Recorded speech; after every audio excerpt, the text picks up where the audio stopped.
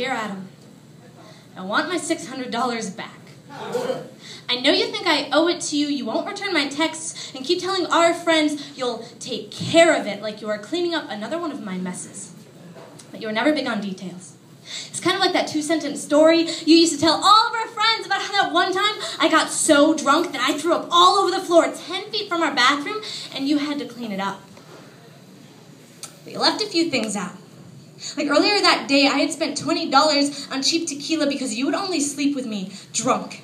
That we were going to play master and slave. I'd even gotten a hold of a cage because I like that kind of shit. That you insisted that we kill the bottle first, so we did. When you finally threw me in and flipped the cage onto its door, you handcuffed my hands above my head and told me, a good pet waits.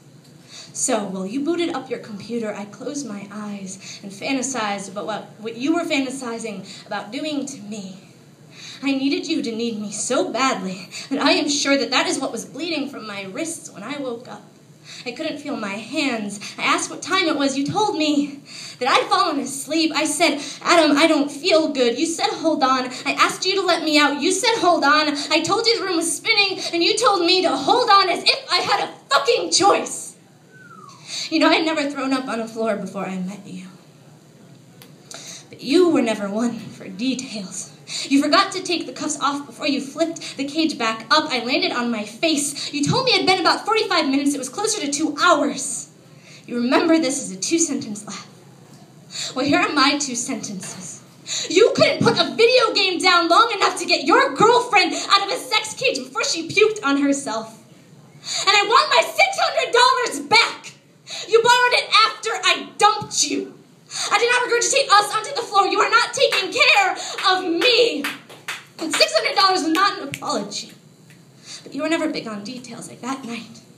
I threw up from places so far down that my shame will always taste like cheap tequila. That night, I discovered that if you lay your ear on the toilet seat and your throat across the porcelain gap, that it makes it sound like someone else is there to comfort you. That night, you left me holding back my own hair so long, I actually started to stroke the back of my own neck. That you must have been able to hear me from your computer because you kept telling me I don't have to keep apologizing, but I did. I did. Greta, I am so fucking sorry I let you get this drunk with him again. I am sorry that I let you start needing somebody else more than yourself. I am sorry I don't think you're pretty anymore. Just keep throwing up. Maybe if you're thinner, you'll be worth something again. Sorry. Adam, you don't know what being owed something feels like until you are 5 a.m. when you stare into a mirror to hug and tell yourself, I still love you. You were asleep in bed. I want my $600